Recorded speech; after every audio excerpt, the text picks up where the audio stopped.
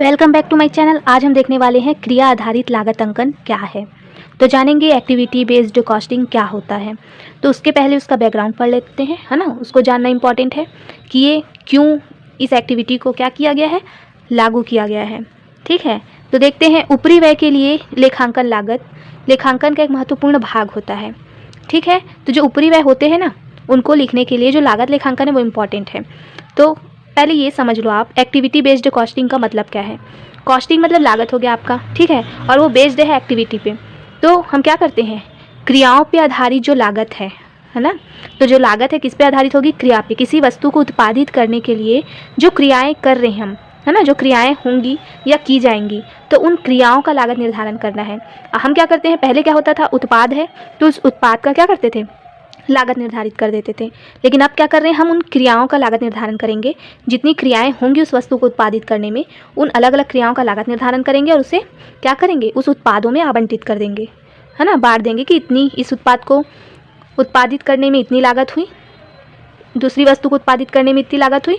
तो उन लागतों को हम एक्टिविटी पे पहले क्या करेंगे, आरोपित करेंगे। क्रियाओं पे पहले लागत निर्धारण करेंगे, उसके बाद उत्पादों और सेवाओं में लागत निर्धारण होगा। तो यही है आपका एक्टिविटी बेस्ड कॉस्टिंग। ठीक है, तो देखिए आगे बढ़ते हैं। ऊपरी व्यय के लिए लेखांकन लागत लेखांकन का एक महत्वपूर्ण भाग होता है। इस लेखांकन का मुख्य उद्देश्य ये होता है कि प्रत्येक उत्पाद या सेवा पर कुल ऊपरी व्यय का आवंटन उस सीमा तक ही किया जाए जिस सीमा तक उत्पाद के निर्माण या सेवा के प्रदान करने के कारण ऊपरी व्यय किए गए हों। तो जो भी ओवरहेड्स हो रहे हैं ना, जो भी खर्चे हो रहे हैं हमारे एक्स्ट्रा, है ना, तो उसको उस सीमा तक ही हम आवंटित करेंगे वस्तुओं और सेवाओं पर जिस सीमा तक वो क्या होगा, उस वस्तु को उत्पादित करने में खर्च होगा।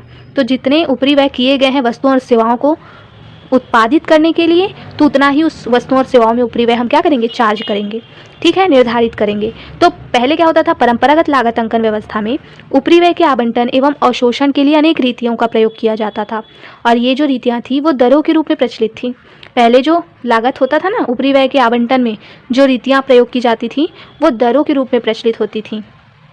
और इन दरों की गणना एकल क्रिया के आधार पर ही की जाती थी। जो दर निर्धारित करते थे वो एक ही क्रिया, कैसे, मशीन घंटा दर, प्रत्यक्ष श्रम घंटा दर, है ना। तो घंटा दर जो है वो क्या होता था, वो मेन होता था। उसी के आधार पे हम क्या करते थे, लागत को निर्धारित कर देते थे, है ना। जैसे सामग्री प्रति किलो इत्यादि दरों की गणना एकल क्रिया के आधार पर ही की जाती थी। लेकिन इन दरों से ऊपरी व्यय का आवंटन और जो अवशोषण होता था वो प्रत्येक उत्पाद या सेवा के संबंध में लागत की सही और सतथ्य सूचना नहीं दे पाता था। तो जो ऊपरी व्यय हम चार्ज करते थे ना, जो आवंटित करते थे वस्तुओं और सेवाओं पे, वो सही नहीं होता था। क्यों नहीं होता था, क्योंकि एक ही क्रिया पर आधारित है वो, और उसको सब पे आप लागू कर रहे हो तो वो गलत होगा। और इसी कमी को दूर करने के लिए क्या किया गया, क्रिया आधारित लागत अंकन किया गया। तो उसी कमी को दूर करने के लिए ये एक्टिविटी बेस्ड जो कॉस्टिंग है उसका विकास हुआ। और ये जो है हार्वर्ड विश्वविद्यालय के प्रोफेसर हैं, ये याद रखिएगा, बहुत इंपॉर्टेंट है। जो एक्टिविटी बेस्ड कॉस्टिंग है वो कहाँ से आया, हार्वर्ड विश्वविद्यालय के प्रोफेसर हैं कापलान एवं कूपर द्वारा इस अवधारणा को प्रवर्तित किया गया, है ना। क्या किया गया, लागू किया गया, इसको प्रचलन में लाया गया। ठीक है, तो देखते हैं क्या है क्रिया आधारित लागत अंकन। तो इसे पढ़ने से आपको ज़्यादा अच्छे से समझ में आएगा। तो जानते हैं, चलिए, क्या है क्रिया आधारित लागत अंकन। और आगे बढ़ने से पहले चैनल को सब्सक्राइब जरूर कर लेना और वीडियो को लाइक करना और शेयर करना, ठीक है, ताकि बहुत से लोगों तक ये जो वीडियो है वो पहुंच सके। ठीक है, देखिए, क्रिया आधारित लागत अंकन एक लेखांकन पद्धति है।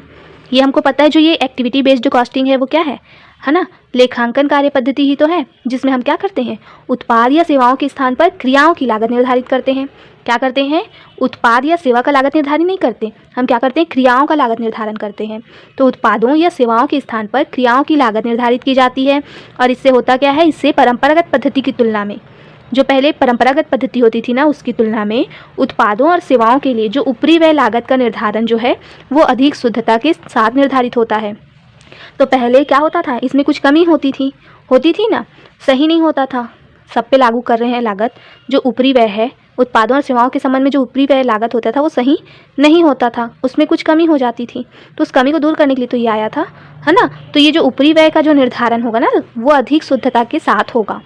किसकी तुलना में, परंपरागत पद्धति की तुलना में। और ये ऊपरी व्यय किस पे लागू होगा, उत्पादों और सेवाओं के लिए।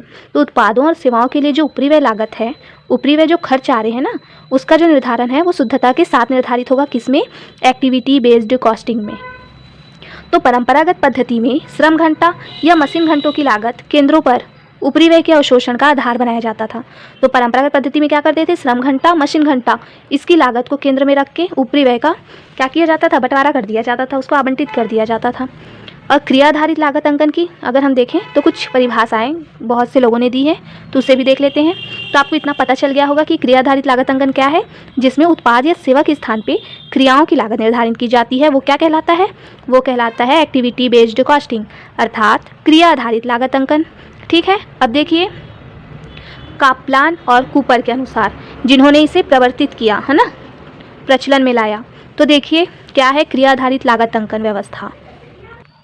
देखिए क्रिया आधारित लागत अंकन व्यवस्था व्यक्तिगत क्रियाओं की लागत की गणना करती है। क्या करती है, ये व्यक्तिगत क्रियाओं की लागत है ना, एक एक क्रियाएं जो है उनकी लागत निर्धारण करती है। तो व्यक्तिगत क्रियाओं की लागत की गणना करती है और लागत वस्तु जैसे उत्पाद या सेवाओं पर लागत का निर्धारण जो है प्रत्येक वस्तु या सेवा में लगी क्रियाओं के आधार पर किया जाता है।